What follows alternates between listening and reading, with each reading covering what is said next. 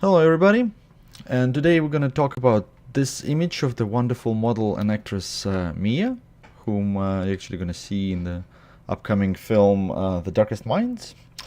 Um, so this was shot on location in Los Angeles, and this is a location that I actually mentioned a few weeks ago when I was talking about the location study.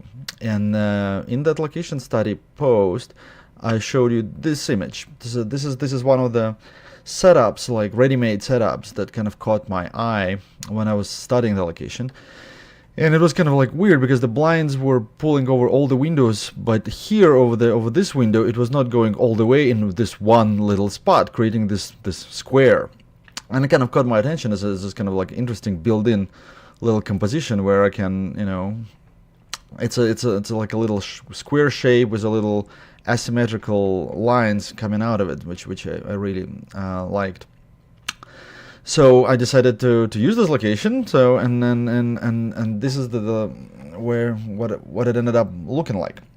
This is a 3 light setup. I'll explain, generally speaking, why. It was shot in the morning, so I needed to darken the outside a little bit because I wanted the model to be the darkest. The brightest thing in the frame. I didn't want the outside, the sky, to compete for attention, so I wanted the outside to look a little darker, for which reason I shot at f22, which basically just kind of really, darkened the bright sky very, very well for me. Then the 3 lights are, there are two Yongnuo speed lights, just simple flashes, and one Alien B800 with a 40, I think it's a 30 degree, it is the 30 or 40 degree grid that I used on it. So all 3 very hard lights. The gridded LNB is the main light, and that's the key light, and that is shining directly on her face. And that's how I started building my light composition. I just started by lighting her, and took a shot. The sky looked great, she looked fine, but all of this was completely lost. It basically was all predominantly black. There was a little bit of light spill onto here because the light is coming from above, from around here, brushing like this. So there was a little bit of light spill here. She was lit, but especially this part was completely pitch black dark. So obviously, I wanted to lighten it up, and since I couldn't do it with my aperture because the aperture was set up for the sky, I introduced 2 additional lights.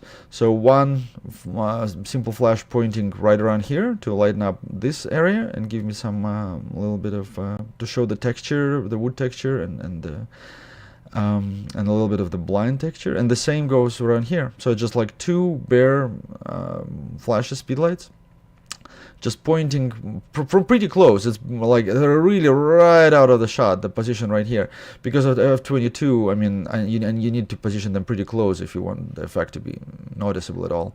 So they're really close and positioned right around here.